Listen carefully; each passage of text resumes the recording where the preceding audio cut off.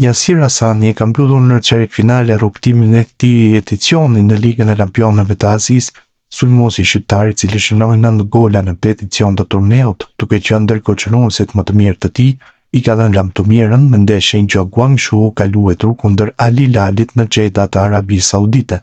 Skuadra koreano-jugore debutuese në turne u përball në Final 8 me Al Hilali, që është një prej pretendentëve për trofeun, pasi është i mbushur me UFC, Koulibaly, Lodi, Milinković-Savić, Malcolm apo Mitrović, dhe diferenca me skuadrave në fushë ishte e dukshme. Pjesa e parë u mbyll me shifra 3-0 për sauditët, ndërsa në të dytën erdhën edhe 4 gola të tjerë, të cilët çuan rezultatin përfundimtar në 7-0, duke i siguruar Al Hilalit kalimin në gjysmëfinale me shumë lehtësi.